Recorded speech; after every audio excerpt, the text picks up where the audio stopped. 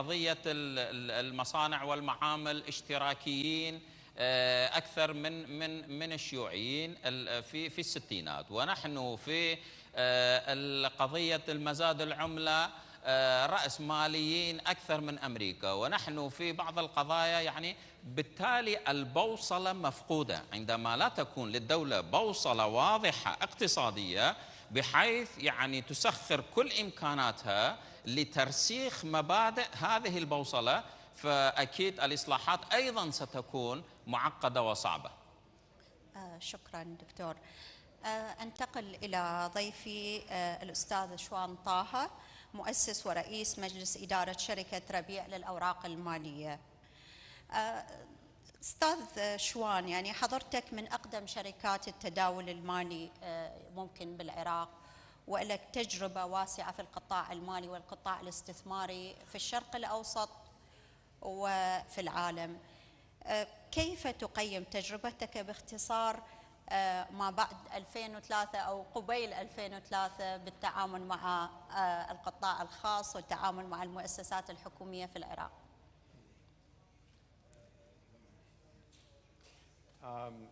شيئا بس أحب أحكي قبل ما نبدي. أول شيء، الوحيدين اللي صعدوا الستيج بدون أن يتقون راتب من أي دولة أو أي منظمة هو أني ويمكن الأخ محمد. فإحنا قطاع خاص، كرائد أعمال أنا أوظف 40 واحد، ف40 عراقي وأجنبي لازم نهاية كل شهر أنطيهم راتب دايركتلي رأسا، وحوالي 1000 واحد اندايركتلي خلال استثماراتنا بالبلد. فاللي راح أقوله يجوز يأذي، بس راح أقوله مو إلي، راح أقوله للي يراهم. كاك دلاور طلب مني أحكي بالإنجليزي بإيميل، فلهذا أنا اللي كتبته بالإنجليزي، فإذا تسمحوا لي أحكي بالإنجليزي، بس أي واحد يريدني أترجم بالعربي، وراح أعتذر للمترجمين لأنه قسم من الأشياء راح أقولها تكون صعبة ترجمتها ويجوز يغلطون. وكان عندي تايتل for my talk. التايتل مال هنا Iraq for all. التايتل مالتي is very simply Iraq does not work. Iraq does not work. It could mean that Iraq structurally does not work as a country. Iraq politically does not work. Iraq economically does not work. Or simply the people of Iraq don't work. And from where you're sitting, you can interpret it any way you want, and you'll be correct. Nothing works. All the above I mentioned are interdependent. Yani politics don't work, economy don't work, people don't work, structure don't work. Best, I am not a politician, so I'll leave that to my dear political friends. I'm not a social worker, so I don't know how to motivate people to work. My concern is the economy of Iraq. And I think if we can get that one right, everything else will fall in place. And that is, as a government, your biggest problem, because you have a wave, a tsunami of young, unemployed, uneducated people coming into the market.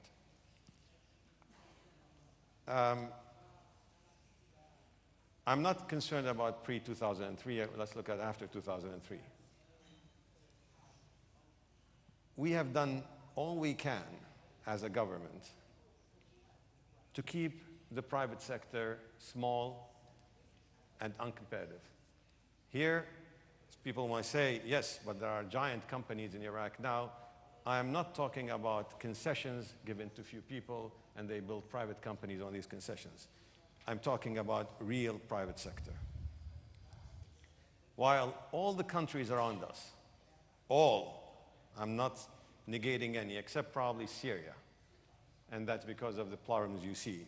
All the countries around us shifted their strategies in the past 20 years to encourage private enterprise, encourage foreign investment, and really encourage the young. All socialists and centralists, anti-business ideologies, attitude, and laws and regulations are not only inherited from the past government, they are enforced and encouraged. Of course, there's a complete trust between the government and the private sector, and the government and the young. Completely. Nothing. Nothing I say here, any person in the government will trust. And consequently, as a businessman, I don't trust the government.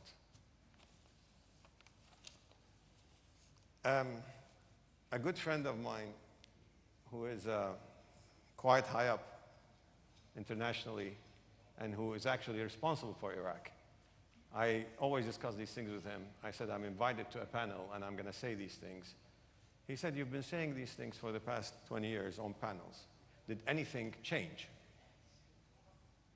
I reflected on his saying and I thought, you're wrong. Things did change, to the worse. Every time I point at something that is wrong, the government digs in it and changes it against the private sector. So I'll try to be a bit mercurial and don't point at the real problems in the private sector. When I moved to Iraq, I wanted to start a financial company modeled after the institutions I've been working with globally and in the region. Most of these institutions sprung up after conflicts because the economies of these conflict countries moved very, very quickly to attract investment, attract private sector. In the 90s, we missed a complete revolution in Iraq. I was working outside in the 90s. That revolution was called the internet and the advance of the financial sectors. Countries like Egypt, Tunisia, Morocco, Saudi, Dubai. You know, everybody talks about Dubai because they have nice buildings. Dubai's trick to advancement was unleashing its financial and capital markets. It's not building Burj Khalifa. Okay? The trend that we should have followed in Iraq would have been like the trend followed in countries like Vietnam, Chile, South Africa. These came out of problems that were much deeper than Iraqi problems. And I thought wrongly that we will have people in the economy, in the government, that will steer us away towards market economy, and the boom will be a lot. Because if you come into Iraq, I was always asked the question, what do you need to do? What does Iraq need? I said, that's actually the wrong question, because we need everything in 2003.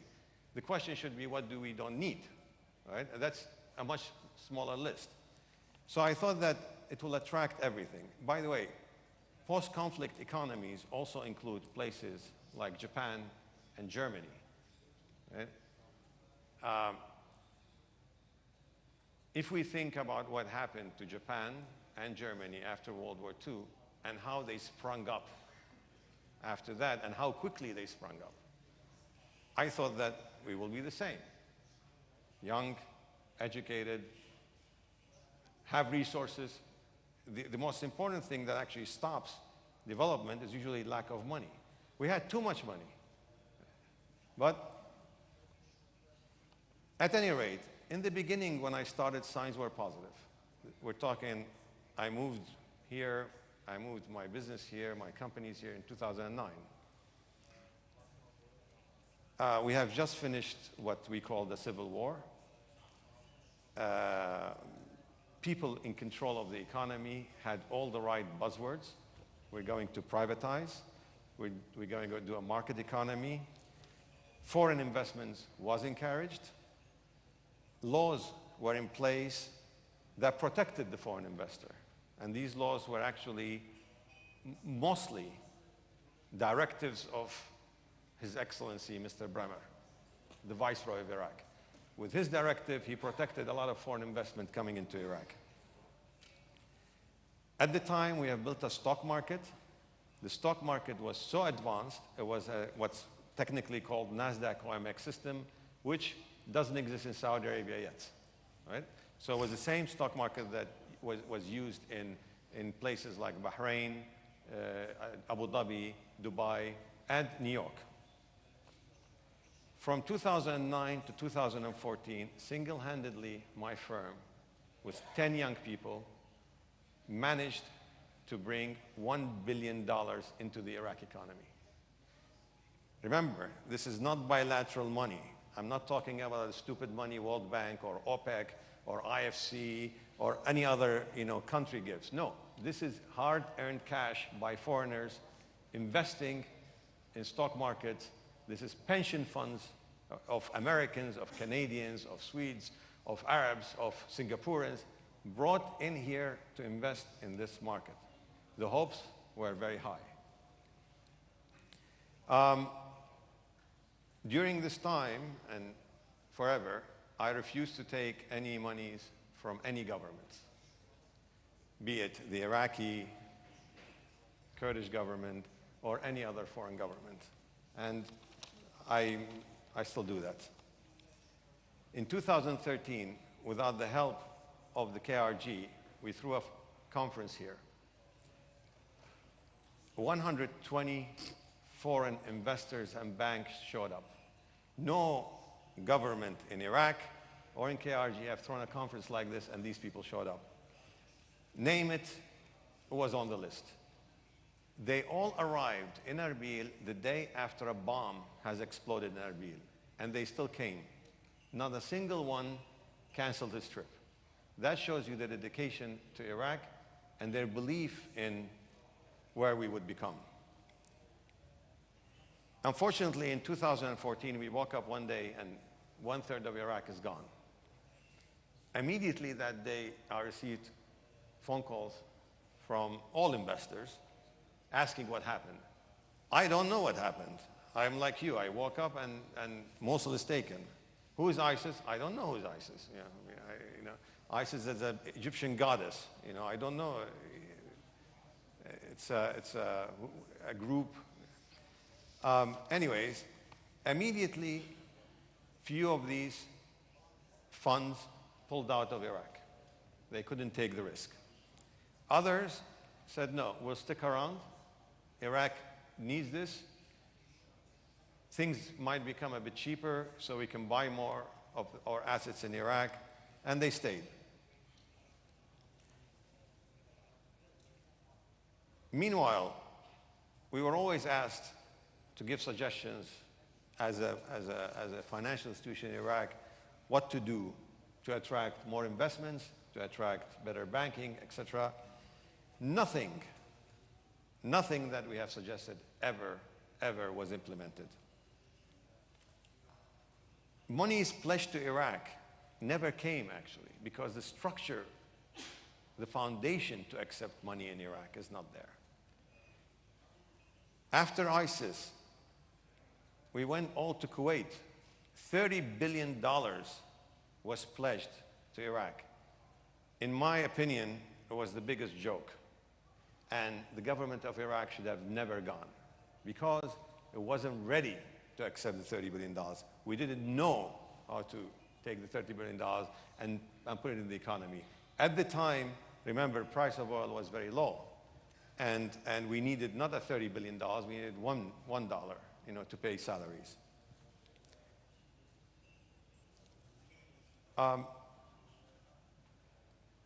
In 2018, I was asked in an investor conference, not here, people here don't care about these things, in New York, and we were talking all about our regions.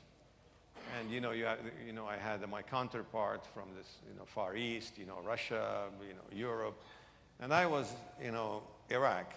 And they usually invite me to these things not as serious speaker, but as a novelty. We are usually considered the clown of these markets.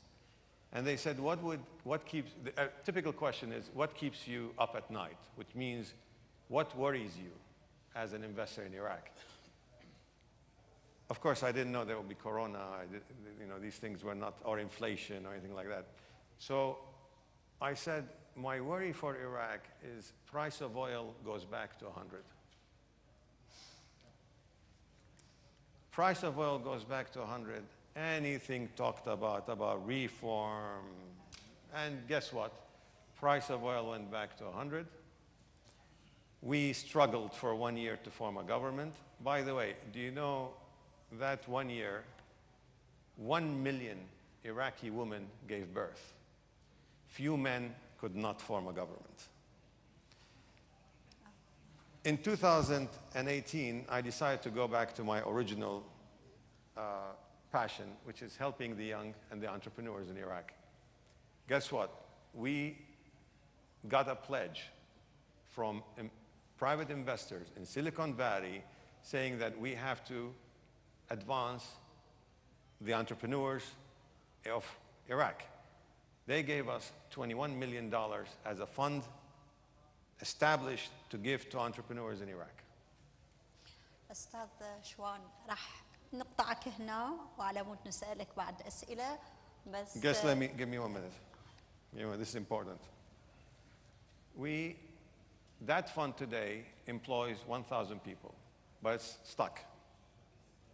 It's stuck because our laws here do not allow us to bring foreign investment into them. Our laws here do not allow us to establish them as a joint stock company. Our banks here cannot give them money. So unfortunately, one of our biggest companies' investments we have, we're going to close down. I'm going to throw 150 people, young people, salaried people, motivated people on the street. Back to you guys in the government to employ.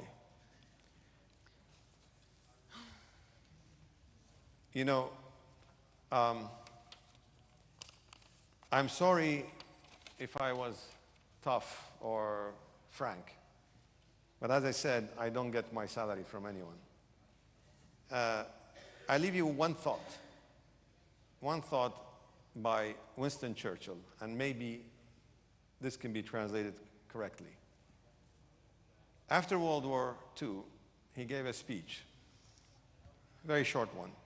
He said, some see private enterprise as a predatory tiger that needs to be shot. Others as a cow that needs to be milked. But few are those who see it as a sturdy horse pulling the wagon. In Iraq, you government will not save Iraq. The young, the entrepreneurs, that generation, not my generation, will save Iraq, but please let them work. Thank you.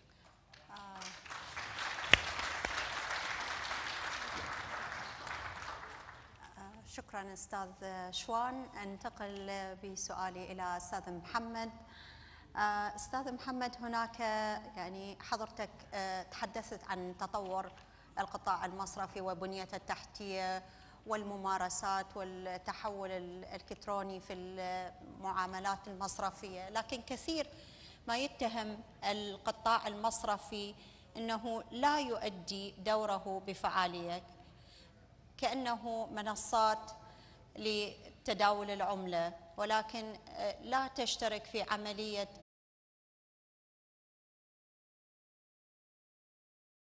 القطاع الخاص في مجلس الوزراء. بدون هذه الخطوة وبدون إعطاء فرصة كبيرة لهكذا شخصيات لن يكون للقطاع الخاص في الدولة العراقية ولادة حقيقية، لأنه لحد الآن هو ميت سريريا صراحة. شكرا جزيلا. سؤال أخير، نتمنى ما نطيل عليكم، آخر نصيحة تعطيها في خصوص ما هي القوانين والتشريعات التي يحتاجها العراق لجذب الاستثمارات الخارجية والإنعاش الاستثمارات الداخلية باختصار؟ الشيء الظريف انه قوانين موجوده، تقدر تروح تجيب قوانين من دبي، تجيب من امريكا، تجيب من ايران، تجيب من تركيا. قوانين الاستثمار كلها موجوده. المشكلة تطبيقها. بس إذا نجي على خصوصيات هالقوانين، مثلا سنة 2008 قعدنا نسوي كابيتال ماركتس لو بالعراق، وجابوا محامين من أمريكا وجابوا خبراء من العراق وقعدوا وسووا كابيتال ماركتس لو 2008. لما قرأت القانون أني كان أحسن قانون أني شايفه بأي دولة من دول الجوار، أحسن قانون. زين؟ طبعا مع الأسف خلينا نقول 100% 90% من النواب ما راح يفتهمون القانون وراح يسألون شو بيه. دخل وطلع الدورات كل ما يدخل دورة يحذفون منه قسم. بالأخير شفت القانون قلت يابا خلي لا ندخله بعد، لا تدخلوا، لأنه هذا إذا يعبر هذا مو قانون بعد، هذا هم رجعنا إلى دولة اشتراكية. هذا طبعا هالقانون صار له 10 سنين من 2008، 14 سنة على الكتب وما على غفلة. نقعد فد يوم حكومة عادل عبد المهدي طلعت قانون الشركات القابضة العراقية. بقانون شركات القابضة العراقية غيروا بند واحد من قانون الشركات، بند واحد اللي ما حد منتبه عليه، حتى رئيس الجمهورية اللي خلينا نقول صديقنا اللي يعترف بالاوبن ماركتس ما شافه، وقعها. القانون هذا رجع العراق إلى أنه أي مستثمر أجنبي ما يقدر يملك أكثر من 49% من الشركات العراقية. مسألة واحد، هذا وقف كل الاستثمارات، قفلها. 5 من الفندز اللي كانوا يستثمرون بالعراق سحبوا فلوسهم رأسا. ماذا نقدر نجيب فلوس للاستثمارات الناشئة هسه اللي يريدون ينطونا من سيليكون فالي، يريدون ينطونا. ما علينا يعني، ما عليه بالملياردير العراقية، الملياردير العراقية ما يفيدون، ما يستثمرون بهالبلد. اوكي، انا دا اجيب فلوس من برا، بس ماذا يجي؟ لانه يقول انا ما اقدر املك 49% بس، لان هذا راح يقفلني. شيء واحد سووا لنا اياه، شيلوا هال 49% الخطر الله. شيلوا، لا يعني شيلوا، دا نجيب فلوس، دا نشغل ناس، شيلوا. شنو 49%؟ ليش؟ العالم دا تترك هال 49%، السعودية دا تترك هال 49%. انتم جايين هسه مكلبين بي والله شنو بدنا نحافظ على الممتلكات العراقية. يابا يا ممتلكات، انت المستثمر الاجنبي لحد الان ما مفتهمين قضية المستثمر الاجنبي. المستثمر الاجنبي لما يجي يفتح معمل سمنت او بنك، هذا يوظف لك موظفين. تمام، الربح مال هالشركة سمنت لازم ياخذ ربحه، اخو مو يجي يحط فلوسه وما. بس هذا المستثمر ما راح يجي فد يوم يفتح هالمعمل مال سمنت يشيله على ظهره ويطلع برا العراق. هذا المعمل بقى بالعراق. زين، الله يخليكم شويه افتهموا شويه يا برلمان، شنو استثمار اجنبي؟ شنو ليفرج؟ اسالوا الخاطره، لا اسالوا، لا تسالون جماعتكم ما يفتهمون، والله ما يفتهمون. دتش دبن، اوكي، اسالوا برا، جيبوا خبراء. شكرا.